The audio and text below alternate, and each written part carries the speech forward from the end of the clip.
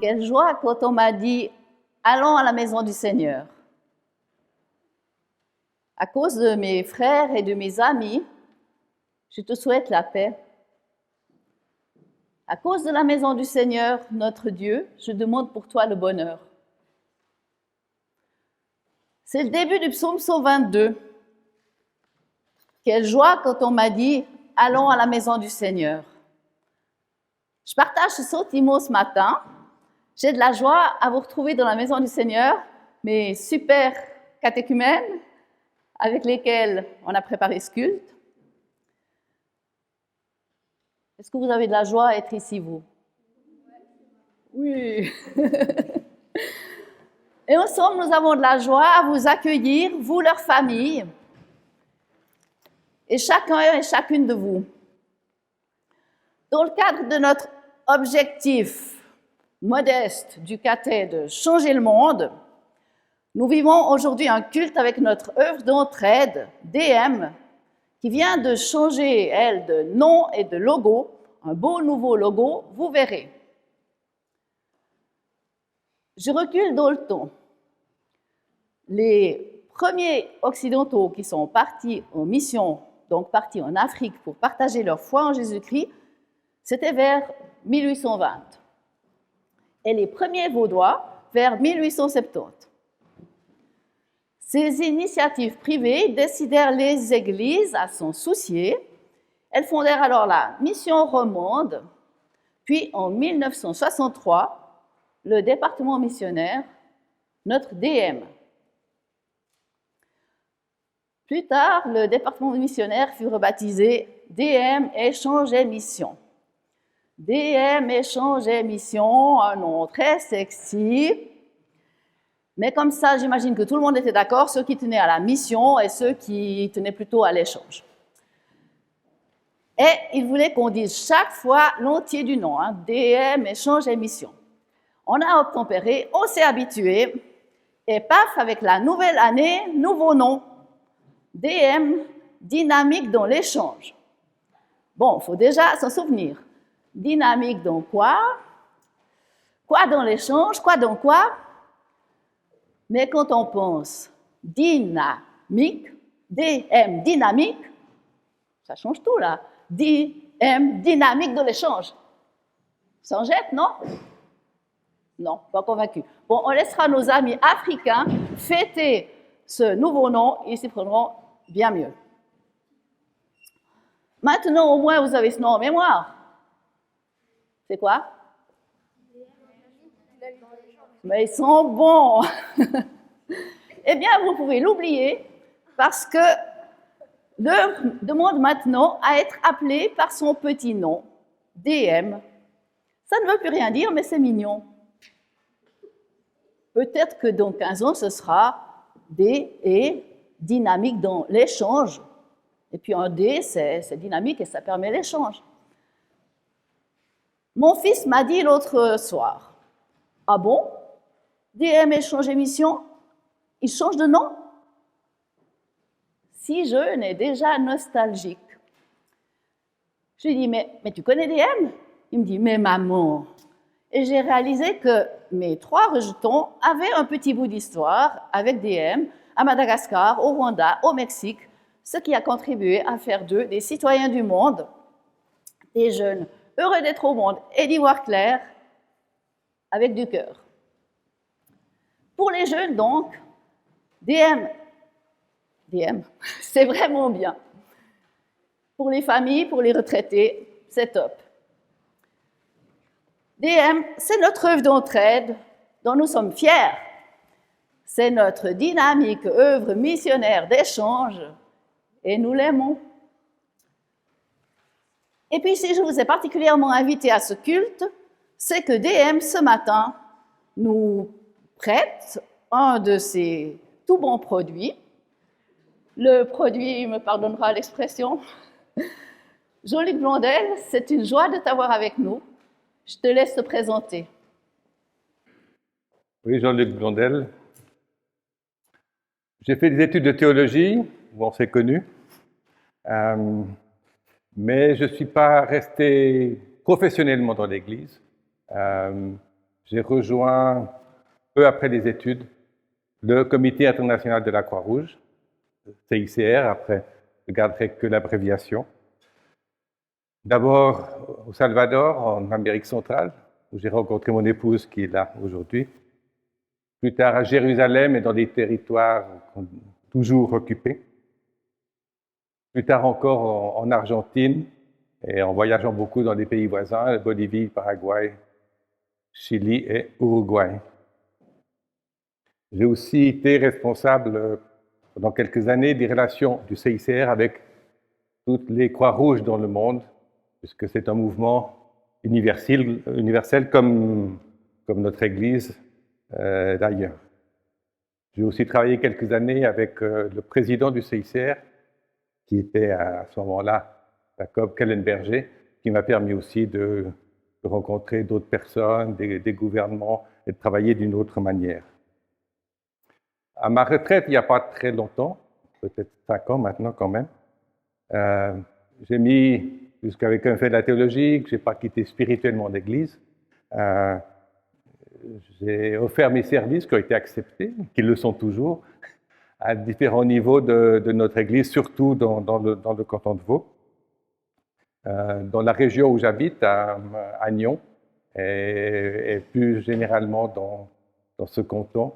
Vous vous rappelez, 2016-2017, les 500 ans de la Réforme, ça avait été mon premier engagement de soutenir cet effort de mémoire et de projection. Et,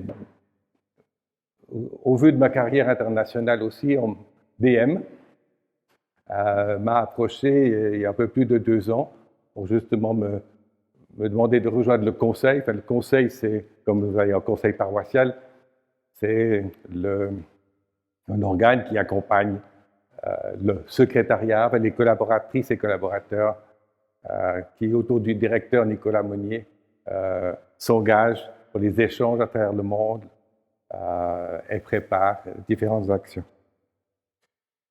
Et puis, depuis peu, je suis aussi un des délégués vaudois de notre Église vaudoise au synode de l'Église réformée suisse. Et un peu plus tard, je reviendrai 1 ou 2 fois ici, dans ce culte, pour aller parler un peu de DM. Et comme on m'a posé quelques questions déjà sur aussi le CICR, je mélangerai un peu le tout autour d'un texte biblique que vous découvrirez tout à l'heure. J'ai de la joie encore à croire que Dieu est là. Vous avez peut-être remarqué l'accumulation de la joie de la présence de mes super collaborateurs, joie de vous voir tous ici, et puis joie d'avoir un invité spécial, et joie plus profonde encore de croire que Dieu est là parmi nous, qu'il est proche de chacune et de chacun. Et je vous invite à prier avec Yann. Notre Dieu, tu es partout près de nous. Tu es au-dessus de nous pour nous faire du bien, mais tu es aussi derrière nous pour nous pousser. Tu es au-dessous de nous pour nous porter. Tu es devant nous pour nous conduire. Tu es tout autour de nous pour nous éclairer. Sois en chacun et chacune de nous, Seigneur, et notre vie sera vraie et bonne pour tous. Amen. À toi, Arnaud, avec ton saxo.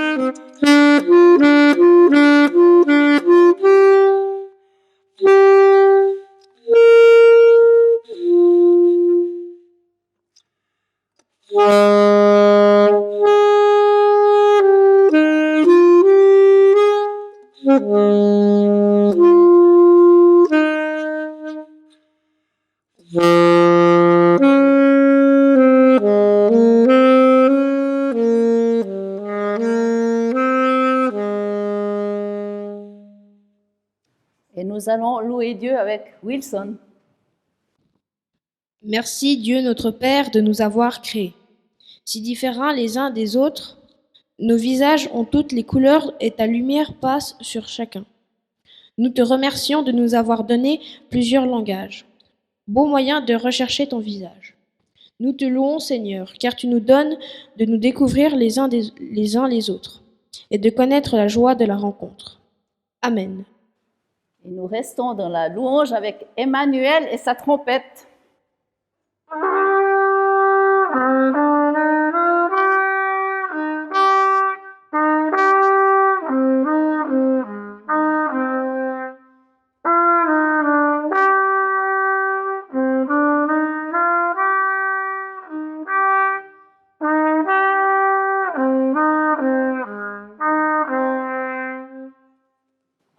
Et c'est Morgane qui va nous faire la lecture du jour dans la lettre de Paul aux Romains, au chapitre 15. La patience et le courage. Que Dieu vous rende donc capable d'être bien d'accord entre vous, en suivant l'exemple du Christ Jésus. Alors, d'un même cœur et d'une même bouche, vous pourrez rendre gloire à Dieu, le Père de notre Seigneur Jésus-Christ. Accueillez-vous les uns les autres comme le Christ vous a accueillis pour la gloire de Dieu.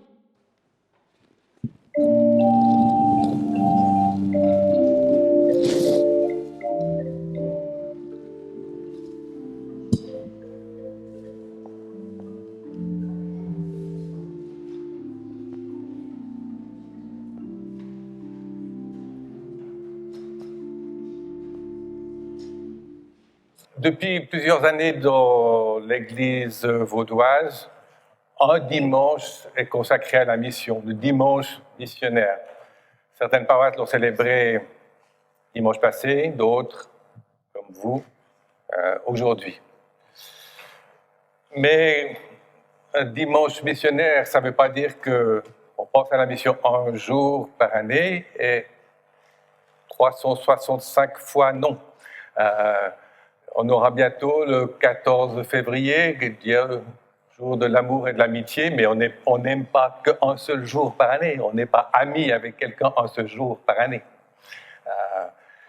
Jésus-Christ, on fête sa naissance à Noël, sa résurrection à Pâques, mais le Christ vit, naît tous les jours dans notre vie, il est ressuscité tous les jours dans notre vie. La même chose pour la mission. On a une mission tous les jours où nous sommes et nous pouvons avoir une mission en voyageant, en rencontrant d'autres personnes, en accueillant d'autres personnes. DM, parmi les différents fondements qu'on trouve dans la Bible, dans l'Évangile, qui nous encouragent à la mission, a choisi particulièrement ce mot de Paul, « Accueillez-vous les uns les autres ». Le contexte de l'époque qu'a écrit Paul, c'est aussi une situation un peu de division. S'il faut demander de s'accueillir, c'est qu'on ne s'accueillait pas bien. Il y avait les nouveaux chrétiens qui étaient issus de la tradition juive. Jésus était juif, ses disciples aussi. Et peu à peu est né le christianisme de ce courant-là, mais d'autres ont découvert le Christ en venant d'une spiritualité ou de non-spiritualité tout à fait différente. Et ces deux communautés avaient de la peine à vivre ensemble, à être à table ensemble, à célébrer la scène ensemble. Alors on pouvait construire une chaire, une pour chacun, mais non. L'invitation de Paul est « accueillez-vous les uns les autres ». Ceux qui ont plus de peine, ceux qui trouvent de la difficulté à changer de tradition et à rencontrer ou écouter d'autres personnes. L'accueil, on a été accueillis ce matin, on s'est accueillis les uns les autres, avec moins d'embrassades qu'avant, mais avec tout de même la joie d'être ensemble. Donc, accueil, on est d'accord. C'est un beau mot, personne n'est contre l'accueil. Et pourtant, quand on voit concrètement dans nos vies, dans nos villages, nos villes, nos pays, il y a aussi de la peine à accueillir. L'exemple un peu le plus frappant, c'est l'accueil de réfugiés, de requérants d'asile. Oui, mais plutôt non, pas trop. C'est un accueil qui peut être aussi difficile, comme il est difficile pour ceux qui ont échappé à la guerre, à la détresse, d'être peu accueillis dans de nouveaux pays.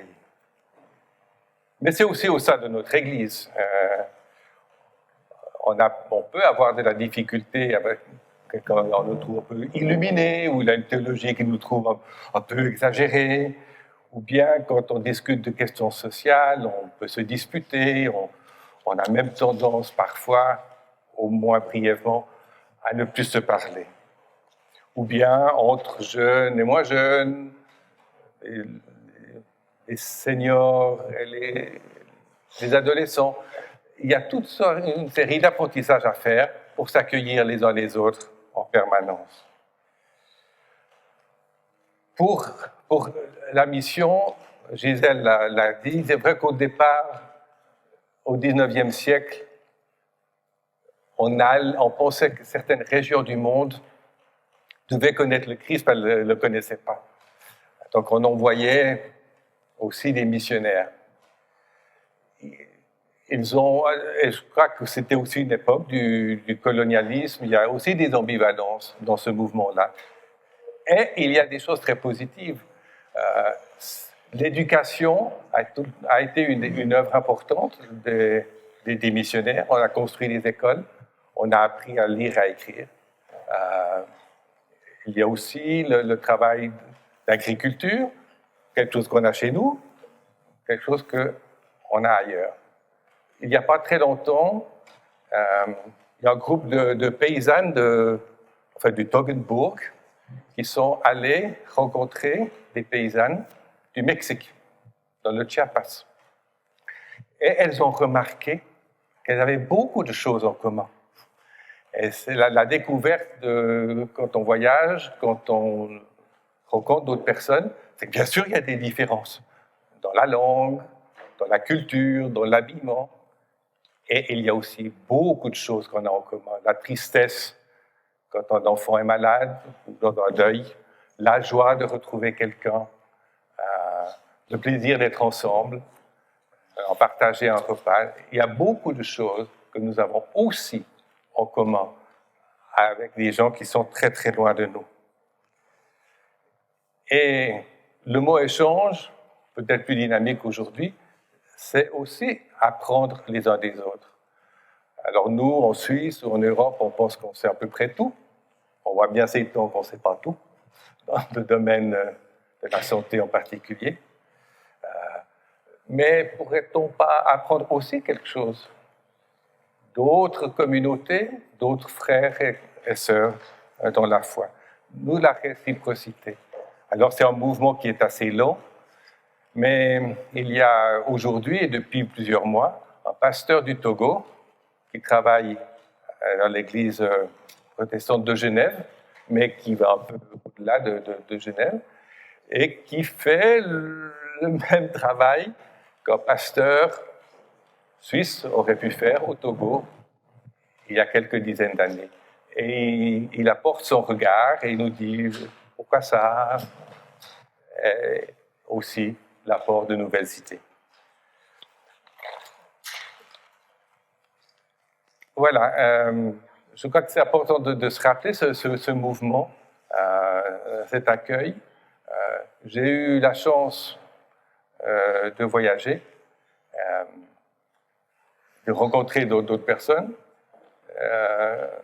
aussi en difficulté, et parfois dans la difficulté avec beaucoup plus de force qu'on peut rencontrer chez nous parfois. Pour voyager, pourquoi je m'adresse à vous? Je sais que vous avez des questions, je les écouterai, mais je m'en pose une.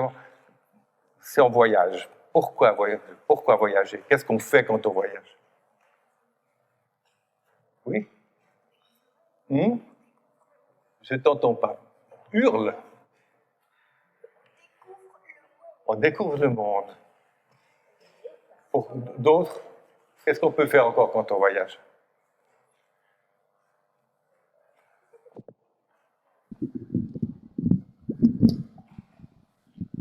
Ou qu'est-ce qu'on cherche quand je vais voyager? Qu'est-ce qu'on veut? Pourquoi on veut voyager? Je ne dis pas aller à Lausanne. Si on veut aller au-delà des frontières, qu'est-ce qu'on cherche? Oui? Pour visiter d'autres pays. Oui. Et pourquoi découvrir? Qu'est-ce qu'on aimerait savoir? Qu'est-ce qu'on aimerait découvrir? Qu'est-ce qui nous ferait plaisir de découvrir?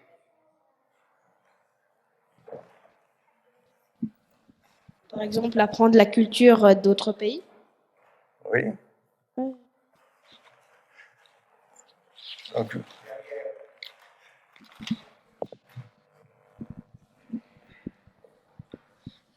Voir des nouvelles choses.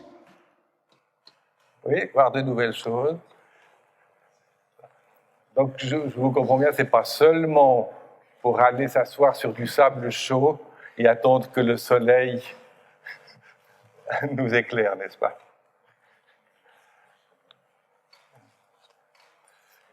Donc, voilà, il y a des découvertes. On rencontre aussi des non-Suisses, il y a aussi des touristes ou des gens ceux qui veulent juste faire très rapidement le tour des monuments et d'autres qui cherchent à comprendre d'autres familles, d'autres entre jeunes ou entre adultes. Et puis, on peut aussi travailler à l'étranger. Et comme on fait son métier ici, on peut le faire ailleurs. Et aider, écouter, apporter du soutien. Donc, ce n'est pas un secret puisque Gisèle m'avait transmis avant. Je sais que vous avez une ou deux questions qui se rapportent plus à ce métier que j'ai fait au Comité international de la Croix-Rouge. J'ai été beaucoup dans les prisons, rencontrer aussi les familles des prisonniers, et puis d'autres rencontres d'aide, la plupart du temps, dans des pays qui connaissaient la guerre ou des tensions. Je ne me rappelle plus les questions, mais alors on les reprend. Quand il y a des familles qui sont séparées, comment vous faites pour les retrouver? Oui, c'est la question des familles, les personnes séparées, comment est-ce qu'on peut les retrouver? Si vous imaginez une bataille ou un conflit soudain dans un village, les gens peuvent partir dans tous les sens. Certains pourront aller très très loin, peut-être dans un camp de réfugiés, voire même dans un autre pays. D'autres, peut-être de la même famille, reviendront dans leur village ou leur ville. Et puis, certains vont chercher tout de suite la famille. D'autres, un peu résignés, diront c'est la guerre, c'est comme ça, et puis on ne fait rien pendant un certain temps. Peut-être tout à coup, on voit la télévision, la Croix-Rouge, peut-être que je retrouverai mon frère, ma sœur, ma mère. Alors comment est-ce qu'on fait? Eh bien, il faut, comme pour le baptême, il faut il faut donner son nom, il faut s'appeler. Alors, la Croix-Rouge est une des organisations qui a beaucoup d'expérience depuis très très très longtemps de rechercher les personnes. Alors on fait une liste, on dit le plus de choses possibles dont on se souvient sur la personne qu'on recherche. Et puis, quand on travaille un peu dans le monde des conflits, de la guerre internationale, on sait un peu où sont les gens. On sait où il y a eu des déplacements. Et alors là, on pose la même question. Connaissez-vous Esther? Connaissez-vous Alain? Et puis, on se recoupe. Il fut un temps, c'était ça, on faisait une fiche, on mettait tout ce qu'on pouvait sur un petit carton, et puis quand un autre carton, on les mettait, ah oui, c'est la même personne. Aujourd'hui, avec les systèmes d'informatique, ça peut aller beaucoup plus vite, mais il faudra toujours qu'on donne son nom, qu'on cherche la personne. Alors, je l'ai dit tout à l'heure, des fois c'est dans les jours qui viennent, dans les semaines qui suivent un événement, une attaque, et parfois c'est très très longtemps. J'ai rencontré 2 dames qui avaient 70 ans, qui étaient sœurs, et pendant la Deuxième Guerre mondiale, elles étaient enfants, elles ont été séparées. Et l'une et l'autre pensaient que sa sœur était morte dans la guerre. Et tout à coup, une s'est dit, mais peut-être, 50 ans après, peut-être que ma sœur n'est pas morte. Je ne sais pas comment est-ce qu'on vient à penser ça tout à coup. Ou parce que c'est quelque chose qui vous accompagne toute une vie, et à un moment donné, j'aimerais savoir. Et miracle, l'autre, qui avait changé de nom, qui s'était mariée, qui n'était donc pas morte. L'une habitait à Hambourg, dans le nord de l'Allemagne, et l'autre habitait en Tchécoslovaquie. Elles avaient survécu, elles avaient fait de leur vie, eu des enfants. Et puis, l'autre, qui habitait en Tchécoslovaquie, il y a très, très, très, très, très longtemps, elle avait fait une demande pour chercher sa sœur. Et cette demande, elle était dans on va dire, une organisation d'archives que j'ai connue. Et quand la deuxième sœur s'est dit, est-ce que peut-être on a cherché, on a vu le nom de jeune fille mariée, et c'était 2 sœurs. Et je les ai vues se rencontrer 50 ans après leur séparation. Oui, il y a aussi des gens qu'on ne retrouve pas, il y a beaucoup de disparus, mais on peut aussi retrouver des gens. Il ne faut pas perdre espoir, et il faut un peu de technique aussi. Voilà. On peut aussi faire sur Facebook. C'est vrai, bien sûr, on a beaucoup d'échanges amicaux, mais ça peut aussi être un instrument de recherche tout à fait sérieuse d'un parent qui avait disparu. La question de Maëlle, tu veux la deuxième question? Tu veux la deuxième question? Oui. Maëlle, tu te rappelles?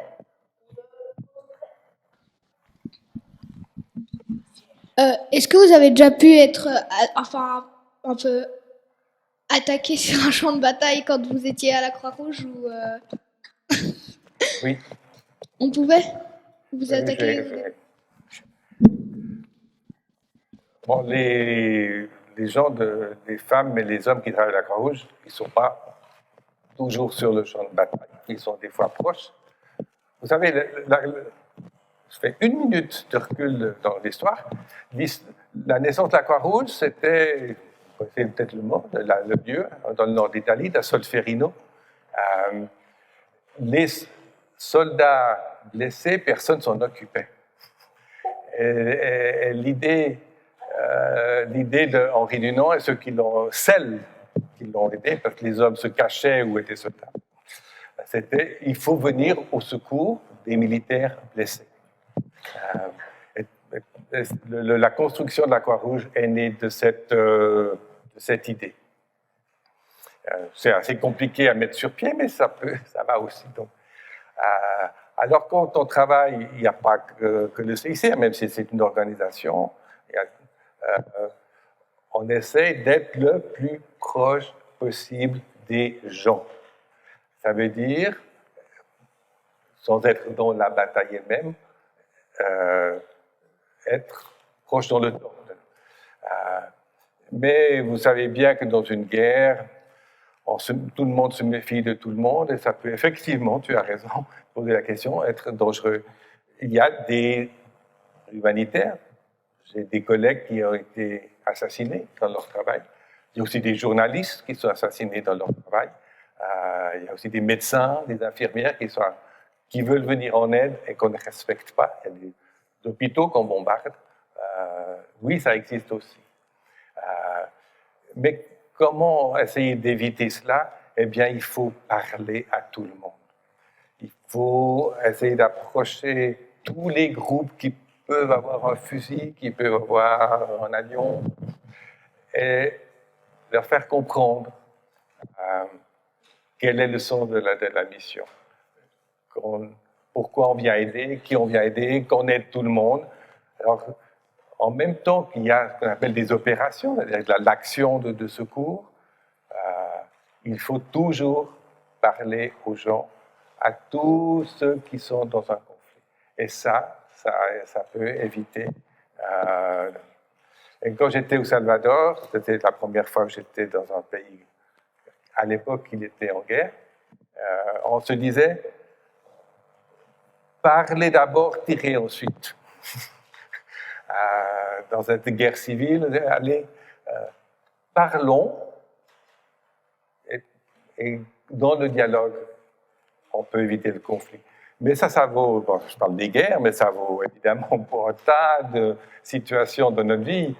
On peut ou bien se casser la gueule, ou bien essayer de négocier, de se parler. Donc, à l'échelle globale, ça peut être un conflit, et puis les petites bagarres qu'on ne peut pas toujours éviter, c'est un peu la même chose dans notre petit espace à nous. Il y a quand même des correspondances, les êtres humains sont tout le temps les mêmes. Alors oui, moi j'ai été une fois menacé, mais évidemment, comme tu le vois, ça n'a pas été grave pour moi cette fois-là.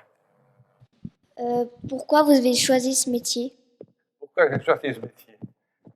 Ou pourquoi ce métier m'a choisi? C'est-à-dire, quand je finissais ma théologie, je n'avais pas exclu de travailler comme Gisèle en paroisse, mais je m'étais dit, vu que j'avais étudié un petit peu plus sur la guerre, la paix, je m'étais dit, j'aimerais bien faire un travail qui est en relation avec la guerre et la paix, enfin plutôt la paix que la guerre d'ailleurs. Et puis, comme j'avais appris les langues, je me suis dit, ça serait bien de pouvoir les utiliser, parce qu'en Suisse, j'avais l'allemand et le français, mais est-ce que j'avais appris l'espagnol, j'avais appris l'anglais, est-ce que ça pourrait être utile? Alors, donc, quelque chose dans la paix, où on parle des langues. Et puis, un jour, à la radio, j'ai entendu un monsieur qui était au Liban, pendant la guerre civile, c'était en 1982, et il parlait du travail du CICR. Je dis, ah oui, voilà, peut-être. Je vais voir si je peux faire ça un petit moment. Donc, il y avait envie d'aider, tout le monde voyager, mais voyager pour travailler. Et puis, il y avait ça. Alors, j'avais cru que c'était que des héros, des gens très forts, qui faisaient ce métier, et c'est pas vrai. Oui, il faut peut-être un peu de ténacité, un peu de patience, mais c'est un métier aussi avec ses règles. Donc c'était ça la motivation, être avec d'autres personnes, être utile. Mais on peut être utile ici. Hein. C'est pas, pour moi, en temps, pendant quelques années, ça a été cela. Est-ce que pour avoir aussi choisi ce métier, vous avez vécu quelque chose de semblable ou à ce que, par exemple, pas forcément les jeux vous sauvez sur le champ de bataille, mais si vous avez vécu une chose, vous avez été séparés ou vécu une chose de semblable que vous étiez dans ce métier? Avant mon métier. Écoute, non, c'est-à-dire, comme beaucoup d'entre nous, j'avais une sensibilité, je n'aimais pas l'injustice, je n'aimais pas la brutalité, mais moi, je n'ai pas vécu de choses difficiles.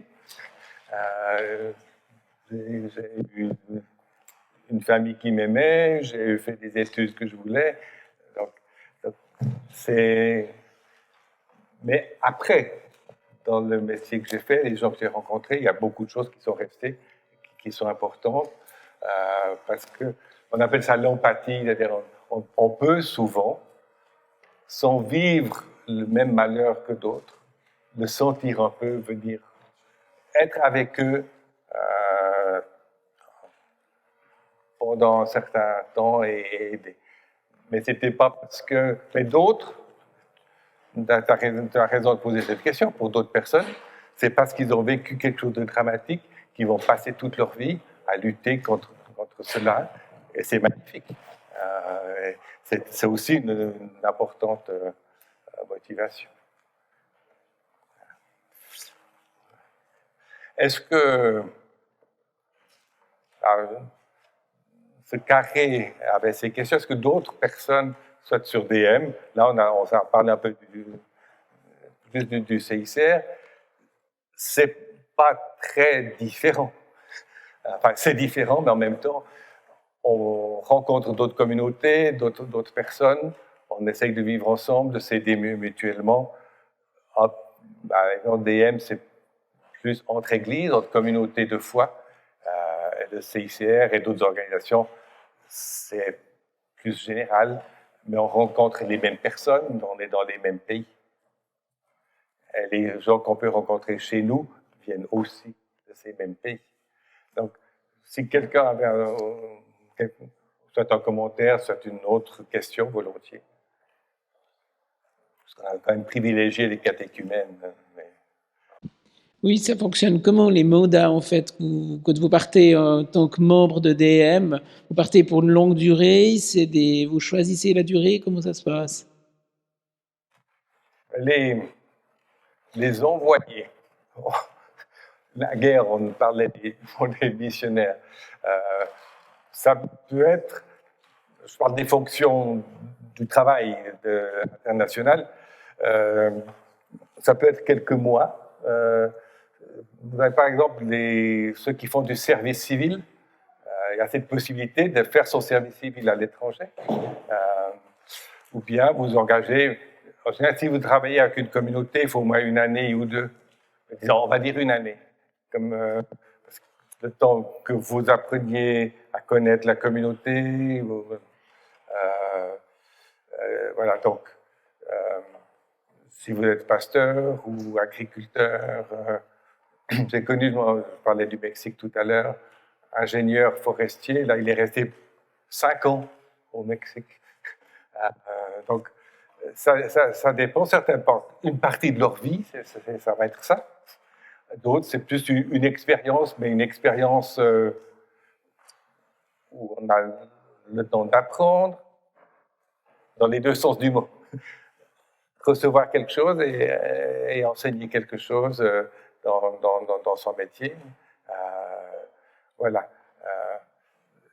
Il peut y avoir, si on veut juste découvrir, j'ai la présidente de DM aujourd'hui, Sonia Semp, elle avait fait un stage de 1 mois à Cuba, se rendant utile auprès de l'église protestante qui est dans ce pays. Donc, mais ça, c'était plus pour voir, est-ce que j'aimerais faire cela? Donc, c'est un autre type d'engagement, mais c'est aussi possible si on veut découvrir. Et puis, il y a aussi des échanges en communauté. Il y a des paroisses et ça fait partie de la dynamique de l'échange, qui vont visiter une communauté sœur. La paroisse où j'habite, à Nyon, avait préparé pour l'année passée un voyage au Rwanda, rencontrer l'église au Rwanda. Ça se fera plus tard. Donc, c'est aussi une possibilité de faire cela en termes d'échange. Quand les gens comme moi, dans le conseil, on est élu par le synode, c'est des mandats de 4 ans, mais ça reste... c'est un autre travail, ça. J'ai apporté, vous les prendrez en sortant si vous le souhaitez, 2 ou 3, parce que vous avez vu 3 minutes de film, en rythme soutenu. J'ai aussi apporté quelques petits papiers que vous pouvez emporter pour vous rappeler, vous connaître un peu plus DM, qui est en fait votre organisation d'échange à travers le monde. Les églises réformées de Suisse romande, justement, quand DM a été créé, c'est un instrument pour vivre l'universalité de l'Église, pour rester en contact les uns avec les autres à travers les frontières. Il y a cette paroisse qui a beaucoup de talent. Il y a l'Église vaudoise, l'Église suisse et l'Église universelle. Et DM est un de ces ponts pour rester en contact avec nos sœurs et nos frères au-delà de nos frontières. Merci Jean-Luc. À toi Edith.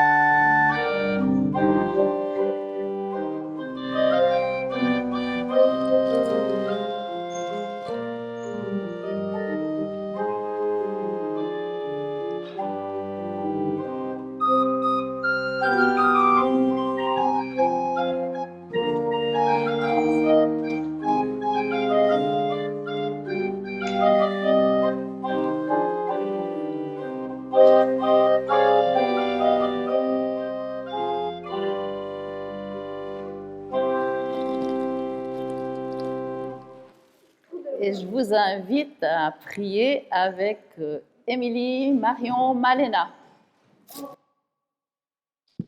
Merci Seigneur de nous réunir dans ta maison. Merci pour l'accueil que chacune et chacun manifeste envers ses sœurs et ses frères en Christ. Dans cette église et dans toutes les églises où ton nom est célébré. Seigneur, nous savons que notre monde connaît des souffrances et des conflits. Viens en aide à celles et ceux qui souffrent, qui sont isolés ou séparés de leur famille ou de leurs amis. Donne-nous aussi le courage et la force de nous-mêmes leur venir en aide, partout où nous le pouvons. Renforce en nous le sens du partage et de la solidarité. Ouvre notre cœur et notre esprit à la vie, aux soucis et aux joies des autres, de nos voisins et de celles et ceux qui vivent loin de chez nous. Merci pour cette communauté. Merci pour l'amitié. Merci de nous permettre d'apprendre tous les jours quelque chose de nouveau, en famille, avec nos amis, à l'école et à l'église. Donne-nous l'élan et la volonté de partager nos découvertes et nos apprentissages autour de nous et de nous soutenir les uns les autres. Merci pour tout ce que m'apportent les autres près de chez moi, parce que j'en apprends par des organisations humanitaires, des journaux et par des rencontres ou des vidéos. Accompagne et inspire celles et ceux qui s'engagent pour la paix et la justice dans le monde. Nous te prions aujourd'hui en particulier pour DM et toutes les organisations qui travaillent à changer le monde dans l'amour qui vient de toi. Amen.